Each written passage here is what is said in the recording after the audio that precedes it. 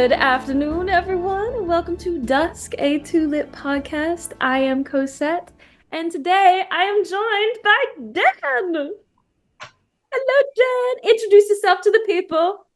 Hi, I am Daniel Ruffing. I am the composer and co-lyricist and co-creator of Dusk, a bite-sized love story. Yes, you are. Yes, you are.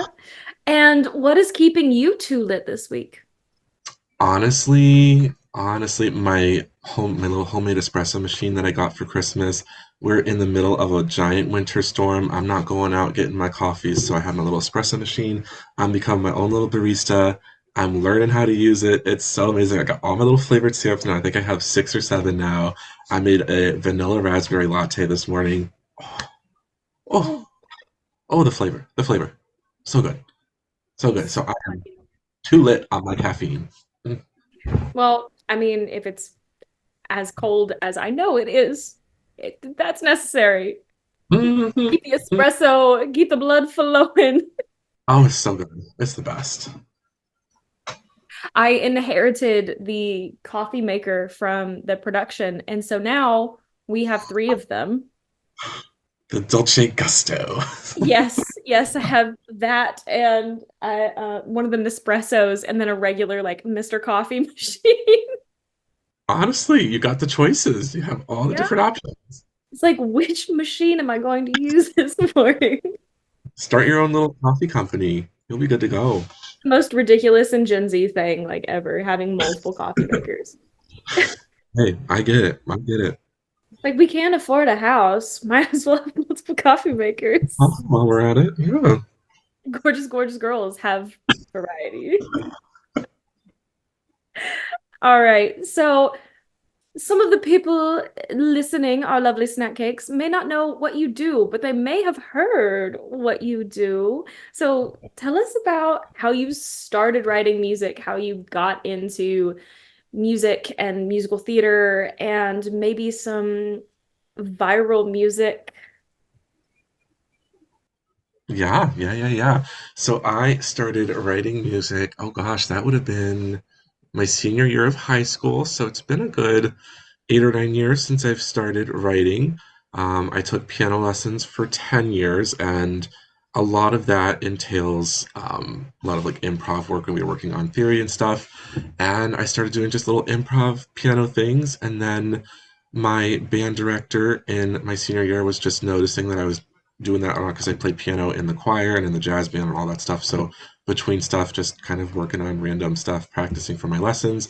And then he asked me if I wanted to try writing a piece for the senior class that the concert band was going to play for our last concert of the year, in which I did. And it went okay. It went okay, of course, for a little first song. It's not always the best. But I would start primarily instrumental. Always had a love for Broadway, though. My first musical was The Wicked Tour in Columbus, Ohio. I remember it vividly. So I am a Wicked musical theater girly. That is what got me into it. And I was like, I need to write a musical. I need to do musical theater. So then I went to university, Baldwin Wallace University. I did arts management, and a lot of the arts management people also had theater backgrounds. So I started talking more with people who were involved in theater. Before then, my only experience had been playing in the pits for orchestras and stuff at the high school musicals and stuff. Very underfunded, very underfunded. So I never got a good taste of actual theater stuff. And then one of the people in one of my just like those introduction college classes that was just about theater was like, "Hey, I'm doing a musical. Do you want to write music for it?" And so we started working on it. It was called Secrets, which is supposed to be a spy musical. It ended up not actually getting developed. We did a few runs at Feinstein's 54 Below in New York City, which was very successful. Surprisingly, we had a sold out first run in concert. We were brought back as an encore, but then we just sort of parted ways because he was pursuing some other stuff in his life, and I wanted to work on some other stuff too. And then I started doing standalone musical theater works, which is, I think, where a lot of people know me from. I started off with technically my first musical theater song that people know me from was from the Jenna Marbles musical, which actually we are on our 5 year anniversary of that song being released. starting February, I think. So that was my big claim to fame first. I wrote I Want to Be Tall Broadway version, which of course Jenna featured on her channel, which sparked about 9 or 10 other songs from that series, which another 3 or 4 she ended up posting on her channel. I have a lot of loyal followers from that that have followed me through the years to here. And that inspired me to do a bunch of other standalone musical theater pieces. And I think that's what I'm most known for now, aside from Dusk, where I will just take a pop culture moment, a Vine from back in the day, a TikTok, like I did the Brittany Broski kombucha meme into a song. The other one I'm really known for, the Miss Keisha Vine, which I turned into a whole musical, or I'll take TV shows like The Good Place, WandaVision, and I'll write a song inspired by those. And I think that's what a lot of people know me for. And that led me to writing the music for Dusk, which has been absolutely wonderful. So, quite a long history. I think the two songs people know me the most from, though, are I Want to Be Tall and Miss Keisha. And I still get that in some of the comments that we post on Dusk. Like, wait, are you the guy who did the Jenna Marbles musical? And I know you guys, when we first met each other on the chats, that was like the first thing I was like, oh my God, he wrote I Want to Be Tall. What the fuck? Like, that's crazy. I think one of the things that really caught us off guard was we were like, oh my God, he's been viral forever. And we didn't realize that we were all the same age. Oh, yeah, that's right. When nobody realized that we were the same age. Everybody thinks I'm a 31-year-old man. I'm 24. Yeah, yeah. We were all flabbergasted when we got into the room and we were like, oh my goodness, he's like so established. He has this like career, like he's done all of these things. He's gone viral multiple times. And then we were like, wait, I'm old. You were born in 1999? Yeah, that's usually a big shock to everybody I talk to. Mm-hmm.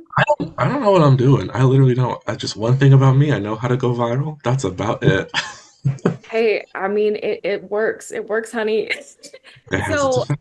when I've heard Morgan's side of the story of how you guys kind of started to write Dusk together and to develop this piece over the last, 2 years.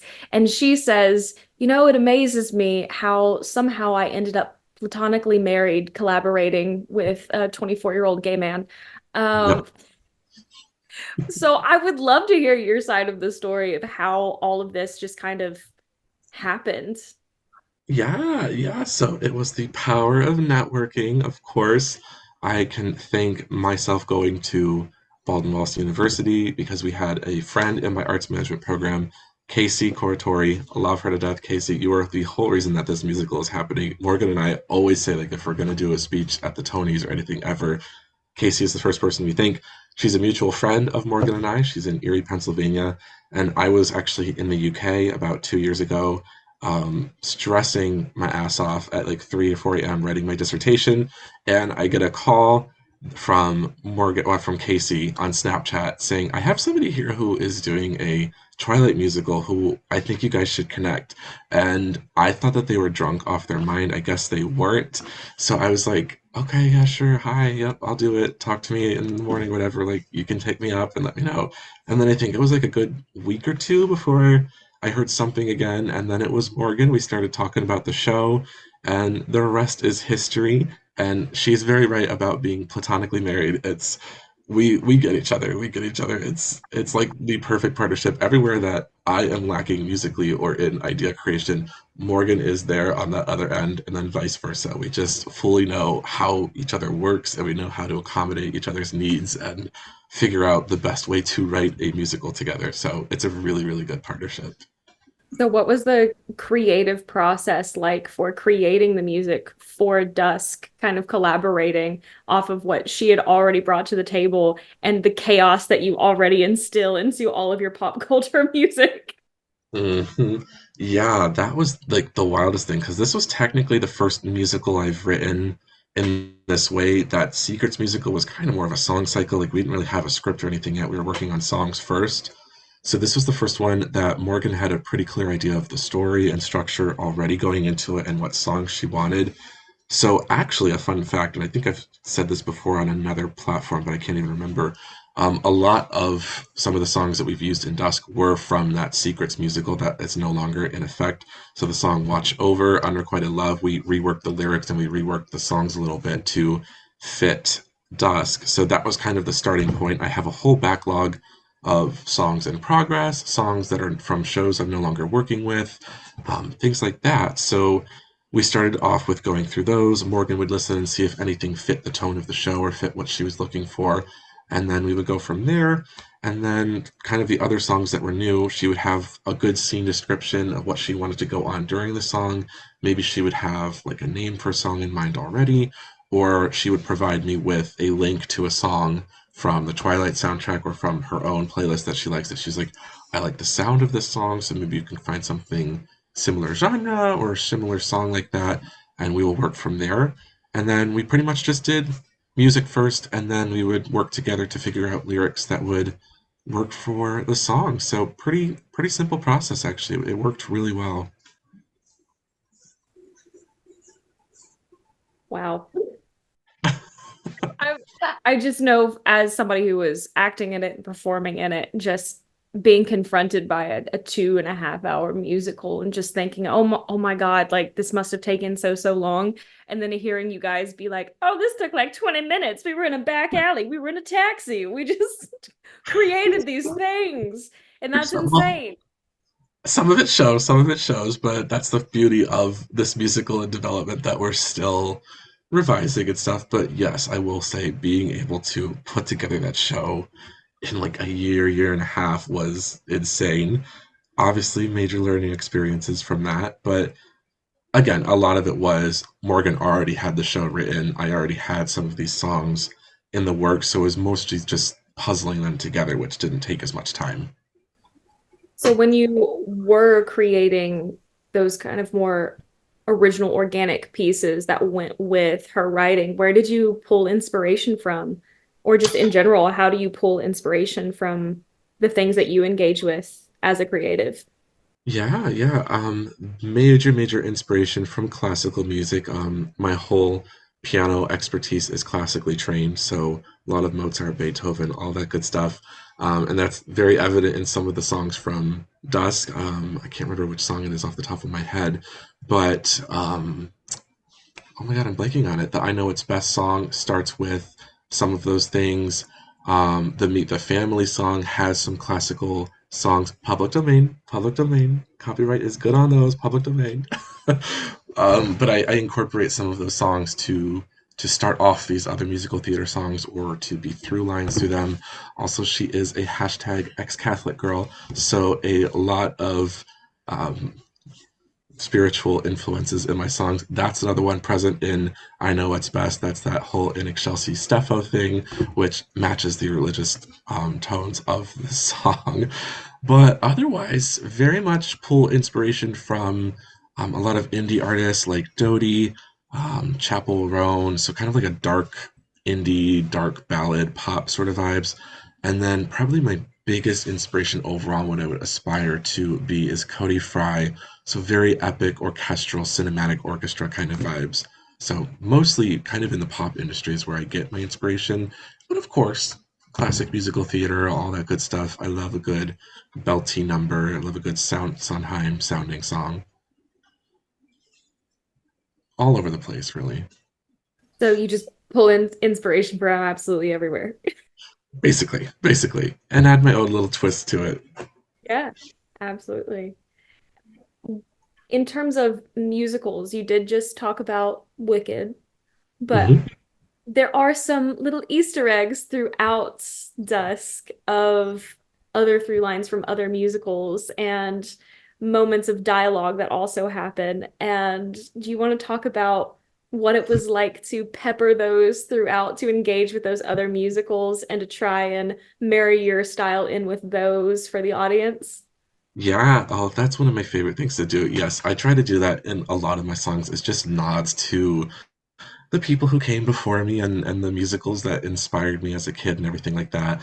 So it's probably like the best feeling ever because a lot of the time I don't realize that I'm doing it, or like I'll be writing a song and then I'll be like, wait a second, this would actually go into like a little fall of rain, like as This Is Not Goodbye does in Dusk. Like, hold on a second, this would work here really well, and it actually contributes to a comedy moment, and it actually would make sense in the context of the story that we're doing too.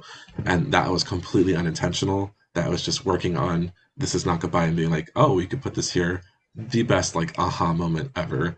And yeah, I love trying to pepper in those moments between songs and make references, especially if this is sort of a musical like this where you might have audiences that don't really follow the story or aren't having as great of a time connecting the pieces because it's a lot to take in. So having those moments where like, oh, I recognize that, like that's a musical theater song I know, like oh my god, they're referencing stuff I know, can help make the show a little more enjoyable to people who are new to the story or new to absorbing all of this Twilight lore. Yeah, I will say also just engaging with the music on a daily basis. I still found myself absolutely laughing my ass off backstage during all of those little moments, especially all of the paying homage to Les Mis. I found that absolutely hysterical, not just because my name is Cosette, but just the way they played it up as well.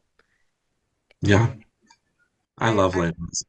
yeah, me just I was snorting laughing the first time they acted that out in rehearsal. It's so ridiculous. And what I love about it is it takes such a serious moment from Les Mis and just now you can laugh at it. Like, go ahead and have a little laugh about it.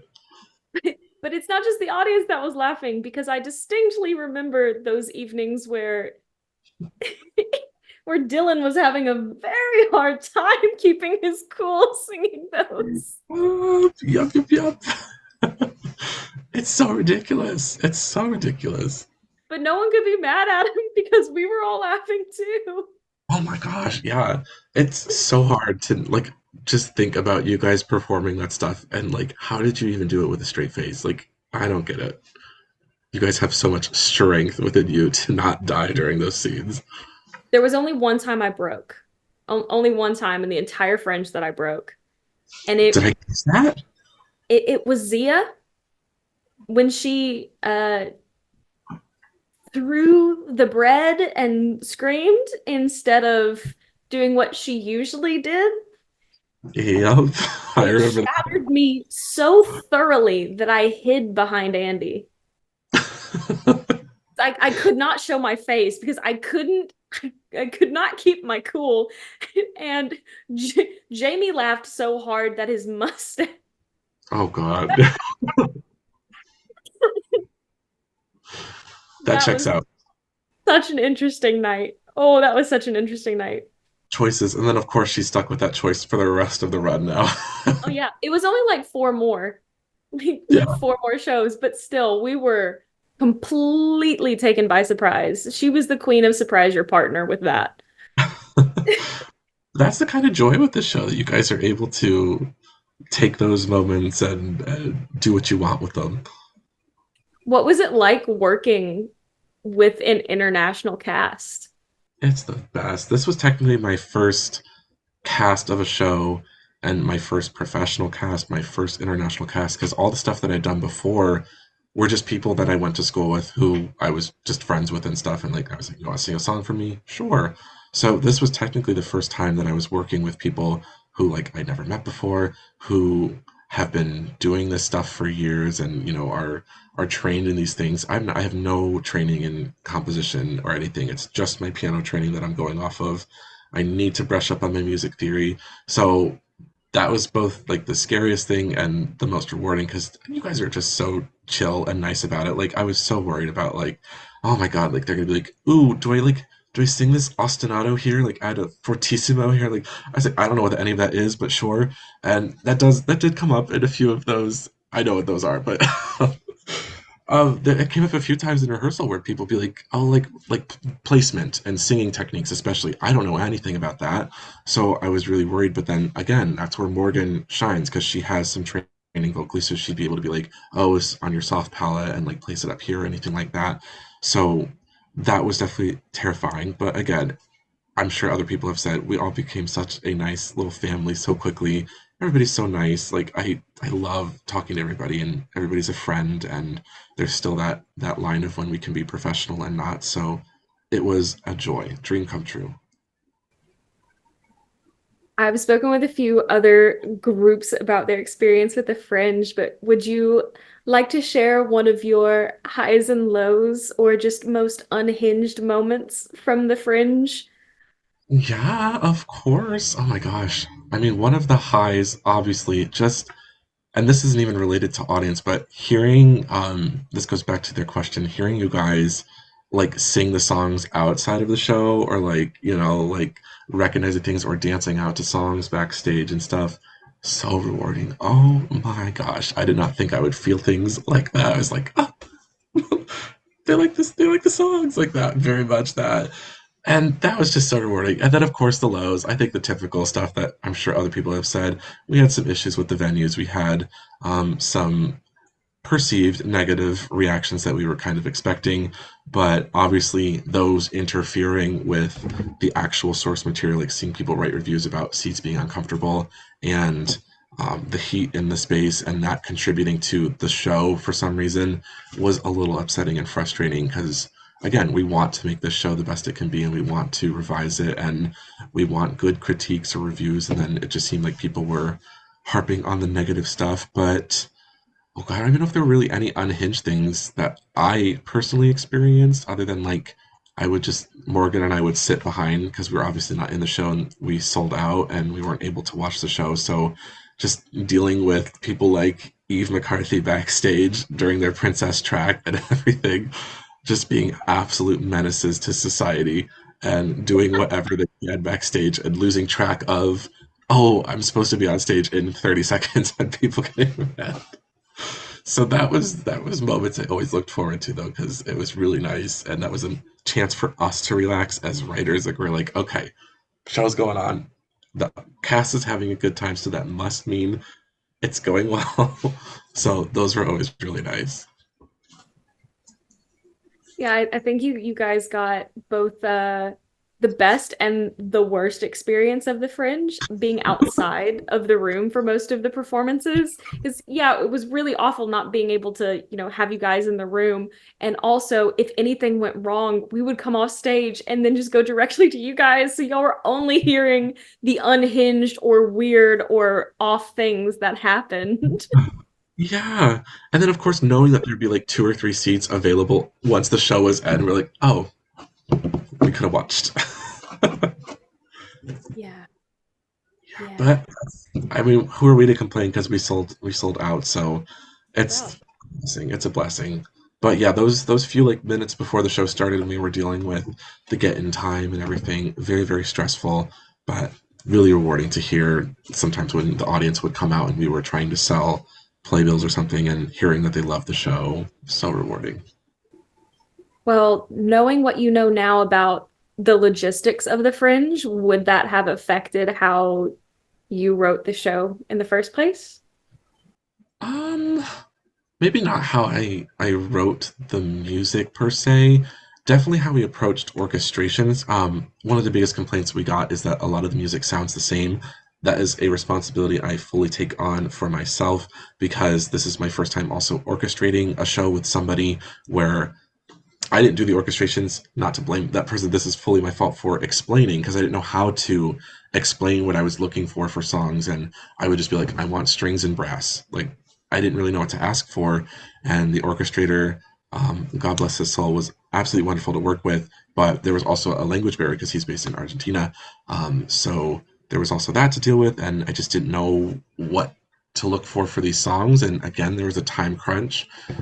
So I would definitely approach that differently, and that's something that we are revising in revision. So the songs are more distinct, and there's kind of a more personality to each of those songs than just this sounds like a classical song for each song. So definitely would do that again. And then of course just cutting some of the songs like that 9 minute Meet the Family song. I don't think anybody likes that song. I personally hate it. Personally hate it now that I've listened to it a bunch of times. So I would revise those songs and maybe make them flow a little bit better. Meet the Family was a marathon.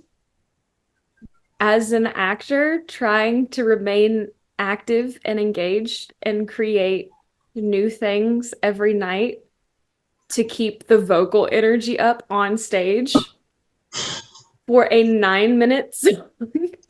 That could have been its own show. Like it doesn't need to happen. Like we are for sure. I know I don't know if Morgan will be okay with me saying, but I say everyone we're cutting that song. We're at least making it shorter and making that seed flow so much better in the next production. It was really fun to learn and to do. Yeah. Oh, absolutely. But about halfway through, we'd all just be like, let's go. Yes. Yeah. It's kind of like how what can you do for 9 minutes? And that song had the most margin of error, Yes, I very would much. say. That. Yeah, that's the most fully involved song ensemble off stage. I know there was some da, da, da, time to me, like just a lot of little Mhm. pieces here on the entrances and stuff like that. And then, of course, the props being that they were really loud, kind of drowning out, and then there's sound issues. So, but that was a really good learning experience for us. Like now we know that, that doesn't work. We thought it was going to work, and we're happy to, it's not a song that I'm sad to cut or anything like that. Like I can take pieces that I like from that, work it into new stuff that we're working on, and still have the identity of that scene just in a way that the audience will appreciate more and that you guys will be able to perform sustainably. Distill. It's about distilling it. Yes, editing. Editing, editing. Yeah. Um, yeah, it was a great song. It was really fun. I think one of the other things that we were just really surprised by with that song was that the orchestration ended up being slower than Yes. what we learned in the room. Hmm. So it Again, was my fault. already 9.5 minutes. And then when we got to the studio to record, we had been singing a more up-tempo version of the song, and then we were recording a slightly slower version of the song. Yup. Lessons learned. That was fully my little fault again. Ah, I would do orchestrations all over. Actually, I would just have no say in orchestrations. That's what I would do moving forward. Just be like, someone else do this. I don't know what I'm doing. Like I do the music. You do Outsourcing, this. Yeah. outsourcing orchestrations. Yep. That's the way to do it. Well, is there anything else that you learned from the Fringe? It doesn't even have to be, it could be from a, you know, business owner perspective, from a creative perspective, a networking perspective, just a human being Yeah. navigating the Fringe. Yeah, yeah. I mean, definitely on the business side, most of my degrees are all in marketing, arts management side on business. So biggest challenge to testing what I've learned in all of those years, and I'm very glad to have done. I did my master's in York in marketing, so I got a taste of the UK side of things, which I think really helped us in getting the show out there. And my little humble brag is getting the TikToks going and getting all of those views and being able to implement all of the strategies that I've been studying and learning and all of that stuff. So seeing that pay off is absolutely wonderful. And then, of course, from a networking side, seeing all of those great shows, meeting all of the people there were amazing. I got to meet Phoebe Waller-Bridge. Oh my gosh, like that was just unbelievable. So it was the most rewarding experience ever, having now 30 plus friends that I can text whenever I need or that I will be working with on future projects, like our little Star Kid, American Horror Story, like continual cast sort of thing. Oh, I just love that. I love that I have people I can call on for all of these things now. So it's been amazing. Absolutely incredible. Feeling is mutual. Oh, Yeah. love, Uh, love, love. so in terms of what you're currently working on, dusk or non-dusk related, what is inspiring you? What is giving you life creatively?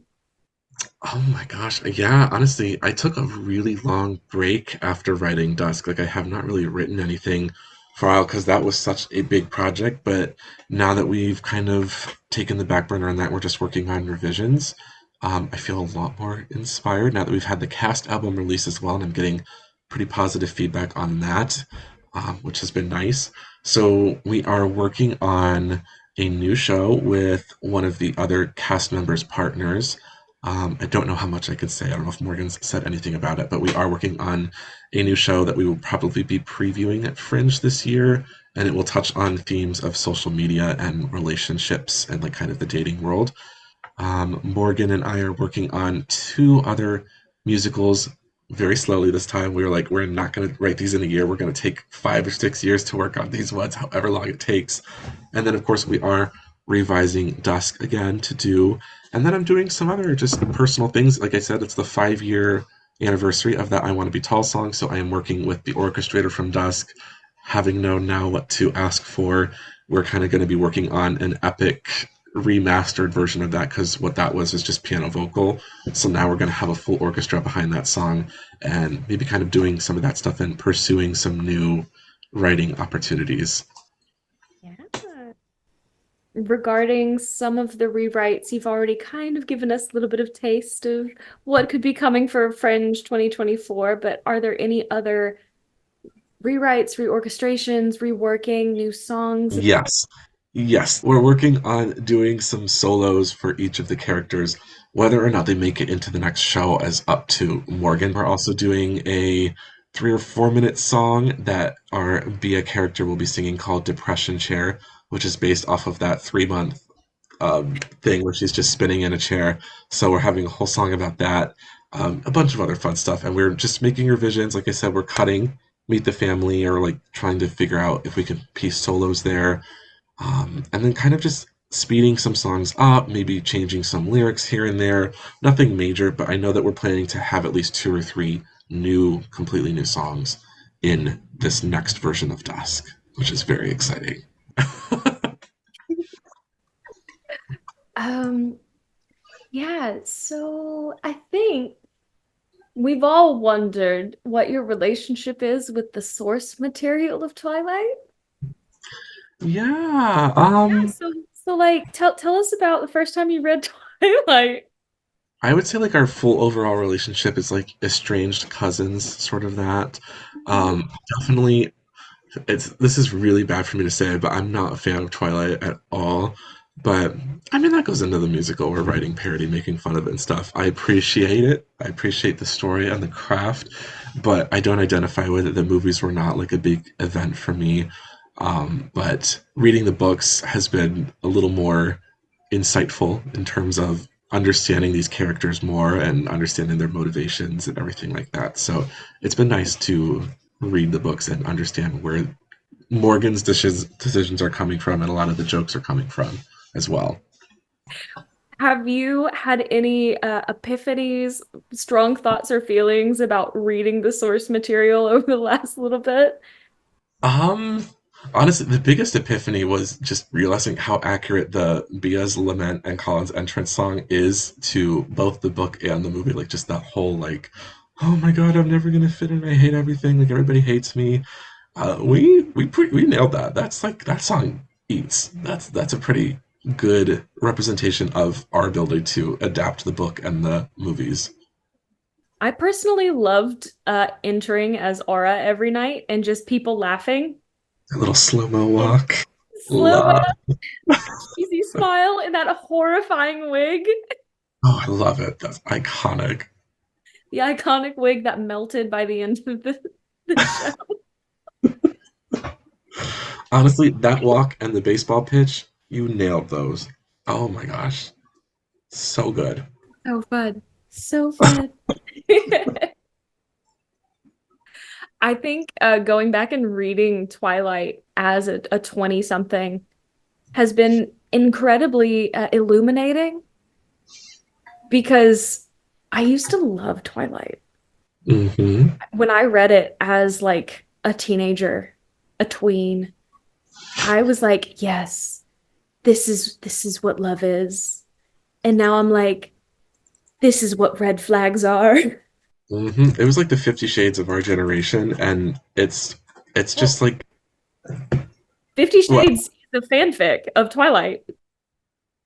Wait, what? You didn't know that? Oh, I didn't know that. Yeah, they all of them follow the Twilight books. Did you? I've never read 50 Shades or watched the movie, so I didn't really know. I just thought it Yeah. was a sex book. No, it's inspired by Twilight. Okay, that gagged me. That's wild. Does that make Mhm. sense then? Yeah. Okay. Yeah, I guess I can see that then. It literally follows. So what I'm hearing now is we should do 50 Shades, a parody musical. We I already don't got the material. I don't I don't think that would translate well. I think we would break really, really hard, very frequently doing that musical. I think there's also some moral, ethical things with Oh that yeah, one. yeah, yeah, yeah. Yeah, yeah, yeah. Yeah, so the 50 Shades franchise was uh inspired by Twilight. I had no idea. That is Yeah. wild to me. Hmm, Yeah. good to know. Yeah, minus the Mormonism, hopefully. Correct. Okay, there we go. Correct. Because Because that's the biggest thing I noticed with Twilight that I guess I don't remember from the movies or anything, but reading the book, I'm like, oh, she's Mormon. She's Mormon. utterly indecent wearing Yeah, that full length skirts, loose shirts, and cardigan. wild. That's insane. The way they talk about being human is just absolutely ridiculous. Yes, very much that. And the older you get, the more like Team Charlie and Carlisle you are, which I know the show is incredibly aware of. Yes. Ah, love. We love a daddy. We stand. We stand. Oh my God. Yeah, I'm really excited to read the rest of the books now. Now, especially now that we've done Dusk and I haven't read the books since a long time.